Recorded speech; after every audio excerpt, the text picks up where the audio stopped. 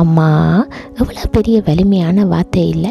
இந்த உலகத்துக்கு எங்களை அறிமுகப்படுத்தினது அம்மா தானே. அது மட்டுமா எங்களை பாராட்டி சீராட்டி கொஞ்சம் கொஞ்சம் செல்லம்னு கொஞ்சம் கொஞ்சம் கண்டிப்பு நிறைய ஊக்குவிப்பு தந்து அடுத்த கட்டத்துக்கு எங்களை நகர்த்தி நாங்கள் சாதனை படிக்க அங்கே ஒரு பூரிப்போட கொஞ்சம் கூட தானண்ட கர்வம் இல்லாமல் தற்பெருமை இல்லாமல் சுயநலம் இல்லாமல் ஒரு புன்னகை. அந்த புன்னகைக்குள்ளே எவ்வளவு வலிகள் எவ்வளவு கனவுகளை வேண்ட புதஞ்சிருக்கும். அதை தவிர நிறைய கடின உழைப்பு இருக்குமென்றது அன்னையை விரும்பின எந்த ஒரு பிள்ளையும் மறக்க முடியாததொன்று. இந்த காலகட்டத்தில் நிறைய பேர் எந்த அம்மா மாதிரி நான் இருக்க விரும்பலைன்னு சொல்வேன். ஆனால் என்னை பொறுத்த வரைக்கும் எந்த அம்மா மாதிரி கால்வாள் பங்கு நான் இருந்தாலே சந்தோஷப்படுவேன். ஏனெண்டா காலம் எழும்பினோன்னா அந்த உற்சாகம் அந்த சுறுசுறுப்பு எந்த அம்மாண்ட ட்ரேட்மார்க்.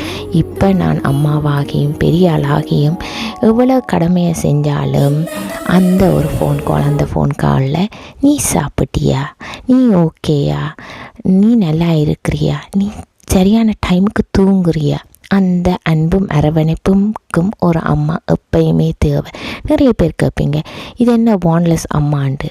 அந்த மேஜிக்கல் மூமெண்ட்டை ஒரு வாண்ட் இல்லாமல் ஒரு அம்மாவால் மட்டும்தான் கொண்டு வர முடியும்.